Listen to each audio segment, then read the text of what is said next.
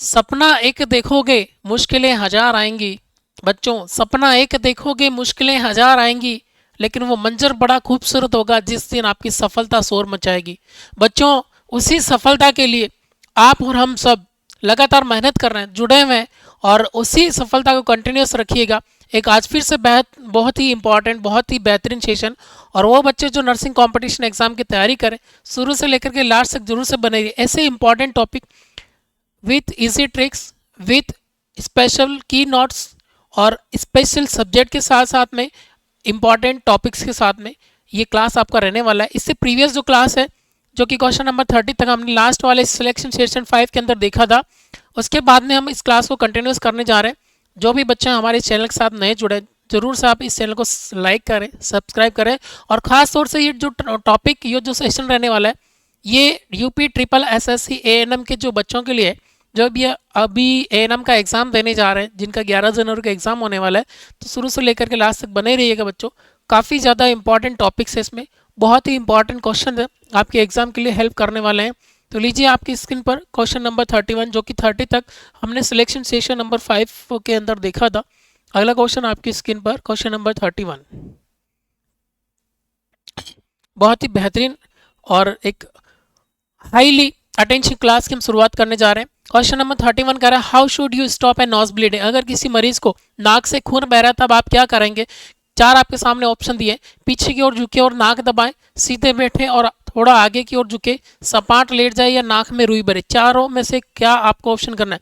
बच्चों, सपाट नहीं लेटाना, एक एक ऑप्शन को एलिमिनेट करते जाइए। अगर लेटाने से जो ब्लीडिंग हो रही है वो रेस्पिरेटरी ट्रैक्ट में जा सकती है, तो सी ऑप्शन जो आपका नहीं होगा।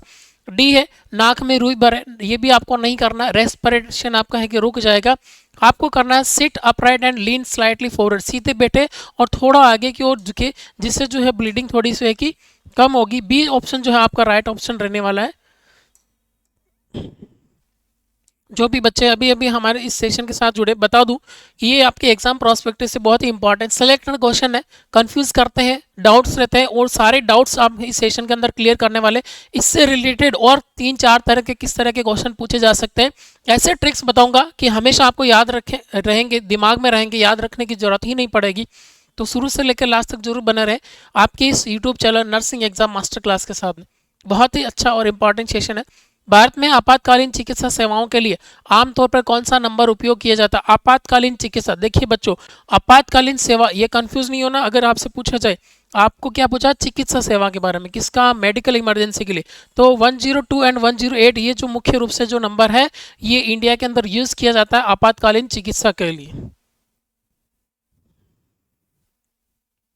क्वेश्चन नंबर 33 आपकी स्क्रीन पर, टूटी हुई हड्डी फ्रैक्चर के लिए प्राथमिक चिकित्सा क्या है। अगर कोई व्यक्ति है, एक्सीडेंट हुआ, इंजरी हुई, हड्डी टूट गई, तब आप क्या करेंगे। ए कह रहा है अंग को सीधा करने की कोशिश करना है, try to straight the limb, जहां से टूट गया खींच के सीधा करेंगे। बी कह रहा है कि गर्मी दे। सी कह रहा है immobilise the area and do not move the injured person, उस हिस्से को स्थिर रखना है और घायल को हिलाना नहीं है। डी कह रहा है उनकी मालिश करे। तो सबसे इंपॉर्टेंट जो चीज़ है वो है उस हिस्से को स्थिर रखना है। जो टूट गया वो ठीक है, लेकिन उसके अंदर आप कुछ भी, किसी भी तरह का मूवमेंट करने की कोशिश नहीं करें। जिस भी स्थिति में उसके नीचे सपोर्ट देकर के एज सुन एज पॉसिबल आपको हॉस्पिटल की ओर लेके जाना है, लेकिन हॉस्पिटल को ट्रांसफर करने जैसा ऑप्शन नहीं है। तो सी जो है इसका राइट आंसर रहने वाला है, इमोबिलाइज द एरिया। ज़्यादा हिलाना नहीं है ताकि मरीज को और फर्दर कोई किसी भी तरह की इंजरी नहीं हो। अगला क्वेश्चन आपकी स्क्रीन पर पढ़िए, what does the R stand for in the rice method of sprain. Comment section में जवाब दीजिए जिन जिन बच्चों को इसका आंसर आ रहा है।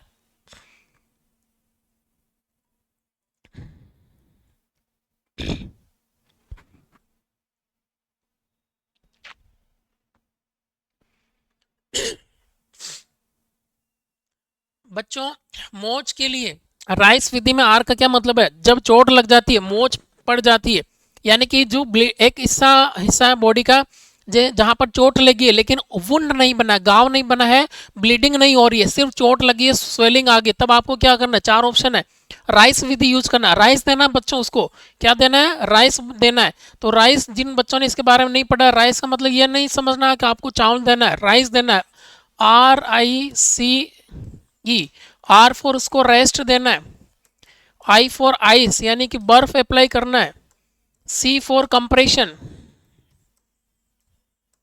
और ई फॉर एलिवेट।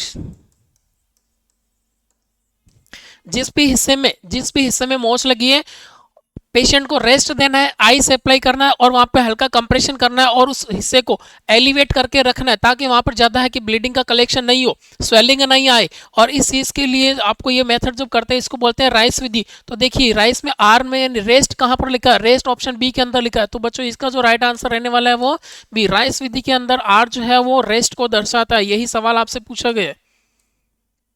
अगला क्वेश्चन आपकी स्क्रीन पर देखिए, what should you do if someone is choking and can not breathe. एक ऐसा व्यक्ति जो कि चोकिंग हो रहा है, ब्रीथ नहीं कर रहा है, दम घुट रहा है, तब आप क्या करेंगे। अगर किसी का दम घुट रहा है, वह सांस नहीं ले पा रहा, तो क्या करना है।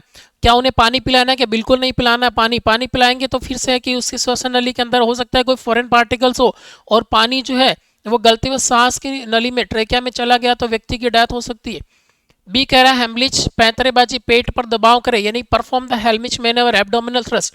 बच्चों बिल्कुल एब्डोमेन से आपको अगर एडल्ट है तो पीछे की ओर से पकड़ के पेट के हिस्से को इसे दबाना है। दबाने से ये होगा कि उसके जो रेस्पिरेटरी ट्रैक्ट में किसी भी तरह का कोई फॉरेन पार्टिकल्स है, ऑब्स्ट्रक्शन है, कोई म्यूकस है या किसी भी तरह की कोई चीज़ जिसकी वजह से उसका दम घट रहा है, और वहाँ से जगह से हटेगी और बाहर निकलने की कोशिश करेगी, उस व्यक्ति को सांस लेने में आराम मिलेगा। तो आपको करना है बी, हेमलिच मैनवर। उन्हें लिटा दे, उनके चेहरे पर थप्पड़ मारे, बिल्कुल ये तो काम बिल्कुल भी नहीं करना आपको। तो बी जो है इसका राइट आंसर रहने वाला है बी। ये एग्जाम के अंदर कई एग्जाम में पूछा गया है बच्चों। हेलमिच मैनवर याद रखना है। किसी व्यक्ति को सफोकेशन हो रहा है, दम घुट रहा है, तो उसके अंदर है कि यूज किया जाता है, क्योंकि हो सकता है कि उसकी ट्रेकिया में कोई फॉरेन पार्टिकल, म्यूकस हो सकता है, ब्लड क्लॉट हो सकता है, एक्सीडेंट के दौरान किसी भी तरह का कोई ऑब्जेक्ट फॉरेन पार्टिकल्स हो सकता है, तो उन्हें निकालने के लिए ये परफॉर्म किया जाता है, जिससे अपन बोलते हैं हेलमिच मैनवर। नेक्स्ट क्वेश्चन आपकी स्क्रीन पर,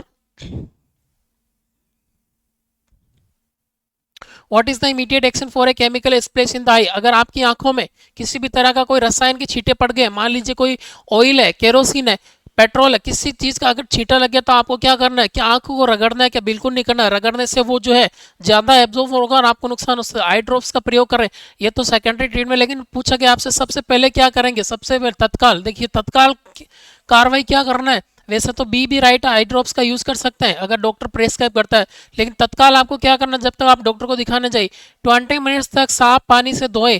आंख को धोना है कितनी देर तक, 20 मिनट्स तक। साफ पानी होना चाहिए, इन्फेक्टेड पानी नहीं, अच्छा नीट एंड क्लीन होना चाहिए। सी ऑप्शन जो है इसका राइट है। अगर आंख बंद करके प्रतीक्षा करेंगे तो जो केमिकल आंख में गया है डिसॉल्व होगा, ऑब्जर्व होगा और आपको नुकसान हो सकता है आंखों को। तो सी है कि पानी से धोने से जो केमिकल होगा वो है कि बाहर निकलेगा। अगर यदि आप त्वरित कार्रवाई करते हैं, वही तो आपसे क्वेश्चन में पूछा गया। क्वेश्चन नंबर 37 आपकी स्क्रीन पर, खुरदरी सतह पर गिरने से होने वाले घाव को क्या कहता है। ये बहुत ही अच्छा क्वेश्चन है बच्चों। अगर कोई फर्श है, समतल नहीं है, हल्का खुरदरा है, वहां पर अच्छी सुंदर सी टाइल्स नहीं है, फर्श नहीं है, और वहां पर गिरने से घाव जो बन गया उसे क्या कहते हैं। चार ऑप्शन, लेसरेशन, खरोंच, चीरा या फिर पंक्चर। देखिए बी जो है इसका राइट आंसर है बी, लेसरेशन। यानी कि आपकी जो त्वचा है इसके पर हल्का सा इस तरह से है कि उसका खरोंच बन गया है, हल्का हल्का ब्लड के जैसा दिख रहा है लेकिन ब्लीडिंग नहीं हो रही है, उसको अपन बोलते हैं एब्रेजन खरोंच। लेसरेशन का मतलब होता है बच्चों और आपकी स्किन पे डीप, ये जिस तरह से कि डीप वुंड बन गया है, गहरा घाव बन गया है, ब्लीडिंग हो रही है, काफ़ी ज़्यादा आपको लग रहा है कि एक सतह जो है स्किन की कट गई है और वहां से ब्लीडिंग हो रही है, गहरा घाव होता है, उसको अपन बोलते हैं लेसरेशन। इंसिजन जो during the operative procedure blade से किसी स्किन के अंदर बनाया जाता है, जहाँ की जो सरफेस होती है, स्किन जो त्वचा होती है दो पार्ट के अंदर डिवाइड होती है, उससे हम बोलते हैं इंसिजन। पंक्चर कब किया जाता है, यानी नीडल से जो हम प्रिक करते हैं उसको अपन बोलते हैं कि पंक्चर। जैसे random blood sugar test, RBS करने के लिए आप ब्लड शुगर टेस्ट करने के लिए जो पंक्चर करते हैं नीडल से, उसको अपन बोलते हैं पंक्चर। तो ये है लेसरेशन, एब्रेशन, इंसिजन और पंक्चर। क्वेश्चन नंबर 38 आपकी स्क्रीन पर। क्वेश्चन नंबर 30 कह रहा है, वयस्कों के लिए सीपीआर में छाती को दबाने और सांस देने का सही अनुपात क्या है। क्या 15:2 है, क्या 32 है, 5:1 है या फिर 10:2। सीपीआर का कंप्रेशन एंड ब्रीथ रेशियो क्या होगा। यूनिवर्सल क्वेश्चन है, आपको आना चाहिए और मुझे लगता है कि एग्जाम में ये सवाल जरूर आएगा। याद रखना है 30:2 कंप्रेशन, 30:2 कंप्रेशन, 30 और ब्रीथ आपको करना है 2। 30:2 जो है इसका राइट आंसर रहने वाला ऑप्शन नंबर बी में।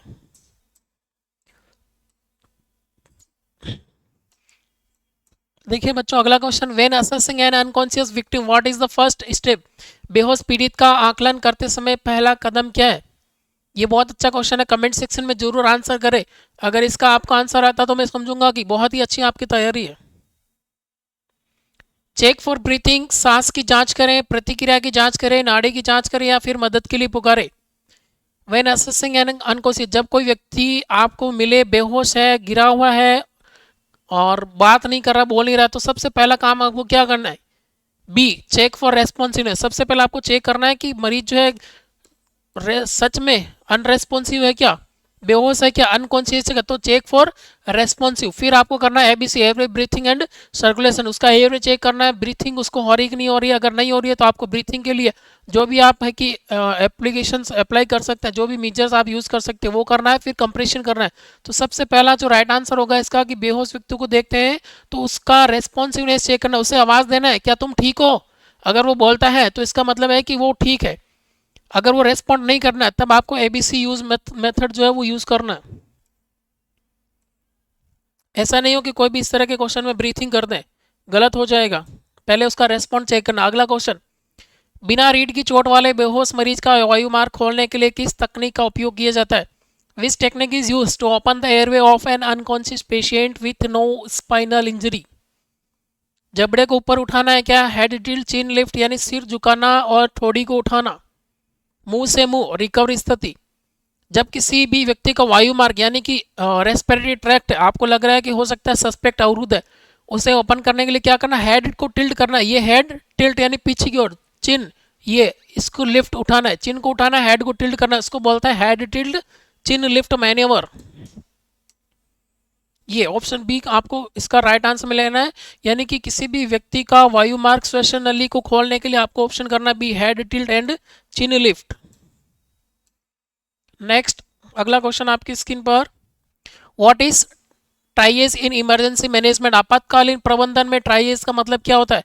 केवल अमीरों का इलाज करना, उनकी स्थिति की गंभीरता के आधार पर पीड़ितों को छांटना, एक प्रकार की पट्टी, या फिर पीड़ितों को अस्पताल पहुंचाना।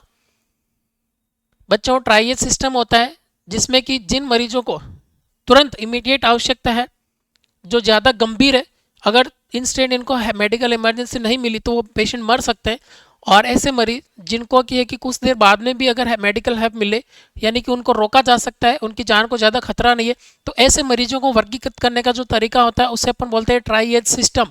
ट्राइएज सिस्टम जो कि है ऑप्शन बी के अंदर, बी है sorting the victim based on the severity. जितनी उनकी ज़्यादा सीवियरिटी है उनको सबसे पहले ट्रीट करना होगा। Next question number 42, heat stroke, लू लगने का मुख्य लक्षण क्या है? What is the primary sign of heat stroke? Primary, देखिए इस पर ध्यान देना है, इस तरह के जो क्वेश्चन आते हैं उस पर ध्यान देना है। प्राइमरी क्या है? देखिए, excessive sweating, high blood, high body temperature and Altered mental state, शरीर का उच्च तापमान और मानसिक स्थिति में बदलाव, कोल्ड एंड क्लेमी स्किन, ठंडी और चिपचिपी त्वचा, और डी कह रहा है सीवियरिंग। बच्चों, जब ऐसे सवाल आते हैं तो फ्री के सवाल होते हैं। फ्री के सवाल मतलब फ्री के नंबर मिलते हैं उनके अंदर, हमें कुछ करना ही नहीं है, हमें सिर्फ इतना करना है कि एक एक ऑप्शन को एलिमिनेट करना है।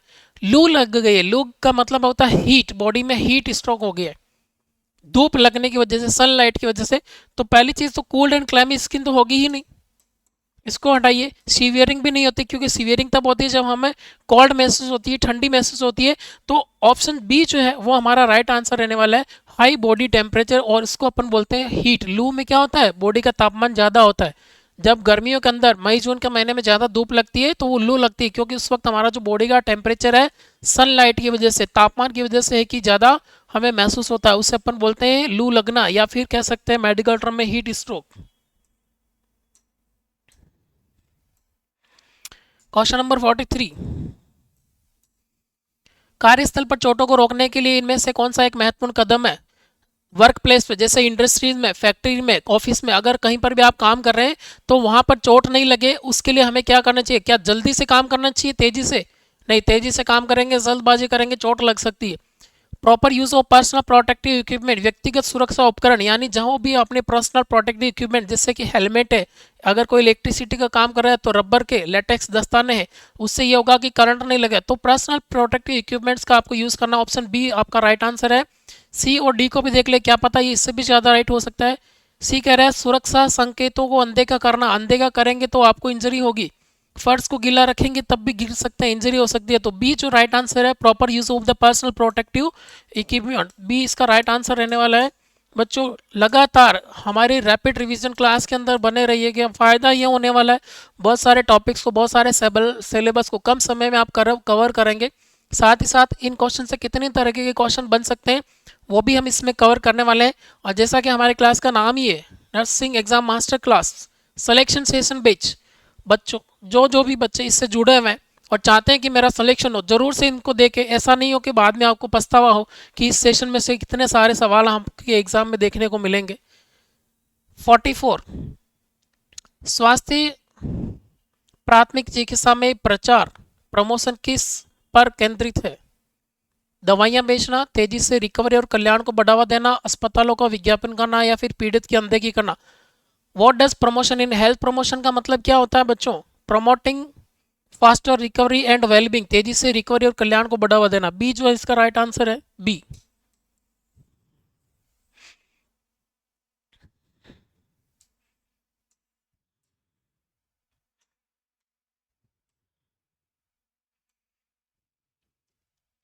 Question number 45 to prevent infection what is the best practice after treating a wound? संक्रमण को रोकने के लिए गांव का इलाज करने के बाद सबसे अच्छा अभ्यास क्या है? संक्रमण को रोकने के लिए गांव वुंड जो बन गया है उसका इलाज करने के बाद सबसे अच्छा अभ्यास क्या है? क्या पीड़ित से हाथ मिलाएं, अपने हाथों को साबुन और पानी से धोएं, चिकित्सा कचरे को खुले में छोड़ दें, उन्हें दस्ताना का उपयोग करें। यानी हमने कोई वुंड का इलाज किया, पट्टी किया है, ड्रेसिंग किया है, जहां से ब्लीडिंग हो रही थी, वुंड हो रहा था, अब उसके बाद में हमको क्या करना है ताकि वो इन्फेक्शन हमें नहीं हो? यानी कि अपने हाथों को साबुन और पानी से अच्छी तरह से धोना है, मेडिकल हैंड वॉशिंग, जो कि 2 से 3 मिनट के लिए आमतौर पर की जाती है। ऑप्शन जो है आपका बी आपका राइट आंसर रहने वाला है, option B.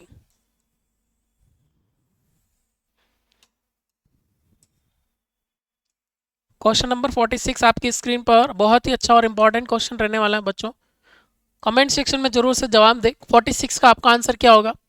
What is first aid for a victim who has swallowed poison? किसी व्यक्ति ने जहर निगल लिया है, प्राथमिक चिकित्सा क्या करेंगे? उन्हें तुरंत उल्टी करने के लिए मजबूर करें, उन्हें ढेर सारा पानी पिलाएं, तुरंत चिकित्सा सहायता से संपर्क करें और जहर के कंटेनर को रखें, उन्हें सोने के लिए कहें। बच्चों सोने के लिए कहेंगे, पॉइजन जो है बॉडी में अब होगा, पेशेंट मर जाएगा। और उन्हें तुरंत उल्टी करने के लिए मजबूर करेंगे, आप मजबूर कैसे करेंगे जब उल्टी करना आपके हाथ में नहीं है? और ढेर सारा अगर पानी पिलाएंगे, बी ऑप्शन कह रहा है ढेर सारा पानी पिलाएंगे। बच्चों पानी नहीं देना, जितना ज़्यादा पानी पिलाएंगे उतना ही जल्दी पॉइजन उसकी बॉडी में एब्जॉर्ब होगा। तो सी जो कह रहा है तुरंत चिकित्सा सहायता से संपर्क करना है और जहर के कंटेनर को साथ में रखना है ताकि डॉक्टर्स को बता सके कि कौन सा पॉइजन लिया है और उसके अकॉर्डिंग है कि उसका ट्रीटमेंट हो। ऑप्शन नंबर सी इसका राइट आंसर रहने वाला है, सी। ऐसे सवाल जब आए आपको करना है इसका आंसर सी।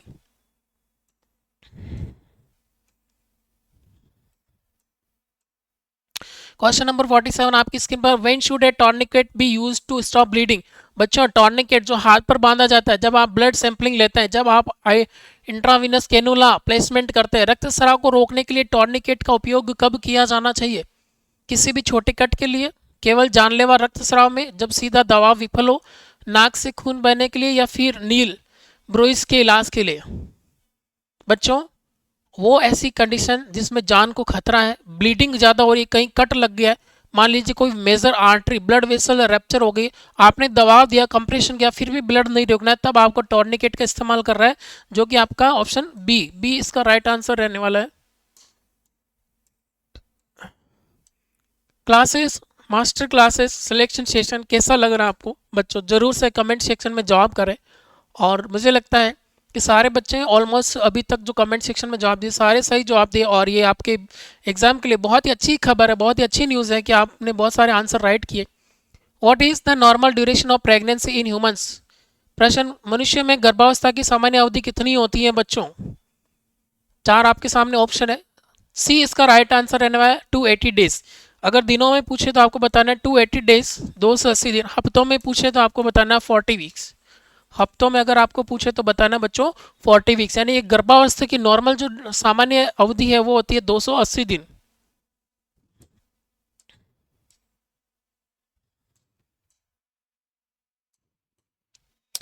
अगला क्वेश्चन आपकी स्क्रीन पर, संतुलित आहार में किन पोषक तत्वों को रक्षात्मक पोषण तत्व प्रोटेक्टिव न्यूट्रिएंट्स कहा जाता है? कार्बोहाइड्रेट और वसा, प्रोटीन और कार्बोहाइड्रेट, विटामिन और खनिज, वसा और प्रोटीन। बच्चों protective nutrients C option, vitamin and mineral. जब भी आपसे पूछा है प्रोटेक्टिव न्यूट्रिएंट्स कौन से होते हैं तो बताना विटामिन होते हैं, मिनरल्स होते हैं। लास्ट क्वेश्चन आज के सेशन का, if a child has missed a vaccination as per the schedule what should be the role of ANM? यदि कोई बच्चा है वैक्सीनेशन उसका छूट गया है, वैक्सीनेशन जो शेड्यूल है वो मिस हो गया है, क्या करेंगे? पूरा शेड्यूल क्या फिर से शुरू करना है क्या? जो शुरू से बचपन से जो टीके लगाने वापस लगाने हैं क्या? क्या माता पिता को डांटेंगे या शेड्यूल को वहीं से जारी करें जहां से छूट गया था, या आगे के सभी टीकाकरण भी रद्द कर दे कि छूट गया तो आगे वाले भी नहीं दे? नहीं बच्चों, सी आपका राइट आंसर है, शेड्यूल को वहीं से जारी रखना है जहां से आपका शेड्यूल जो है वो मिस हो गया था। सी इसका राइट आंसर रहने वाला है।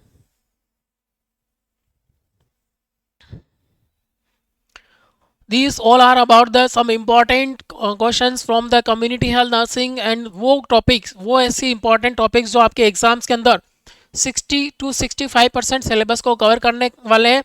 ऐसे ही चुनिंदा टॉपिक्स, ऐसे ही चुनिंदा सब्जेक्ट के वो क्वेश्चन जो आपके डाउट्स में रहते हैं, सस्पेंस में रहते हैं, बैक टू बैक आपकी इस चैनल पर मिलने वाले हैं आपको। और सबसे खास और ज़रूरी चीज़, मैंने एक सेशन डाला है इस पर कि किस तरह से आप एग्ज़ाम के लिए प्रिपरेशन करें, एग्ज़ाम के दौरान कौन सी वो ऐसी गलतियां होती है जिसकी वजह से हमारा परिणाम अच्छा नहीं आता, तो एग्ज़ाम के दौरान, एग्ज़ाम से पहले किन बातों का हमें ध्यान रखना है, एक सेशन में लेकर के आया हूँ, आपको इस चैनल पर मिल जाएगा, जरूर से आप उसको देखें।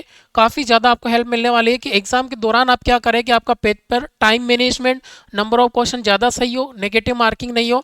तो इसीलिए और इसी तरह की बहुत ही बेहतरीन जानकारियों के लिए, इंपॉर्टेंट नर्सिंग अपडेट्स के लिए आप जुड़े रहिए। चैनल को लाइक करें, सब्सक्राइब करें, ज़्यादा से ज़्यादा दोस्तों को शेयर करें, जिससे आपको आने वाले एग्ज़ाम की आंसर की 11 तारीख को जो आपका एग्ज़ाम होने वाला है, एक्सपेक्टेड कट ऑफ लगभग कि कितने नंबर आपके आएंगे उस पर सिलेक्शन होगा, वो भी आपको इस चैनल पर सटीक, एकदम सटीक एनालिसिस के साथ में मिलने वाली है। तो बच्चों ज़रूर से कि इस चैनल को लाइक करें, सब्सक्राइब जरूर कर लें और अपने दोस्तों को भी शेयर करें। Thank you for your kind attention on your YouTube channel nursing exam master class. Thank you.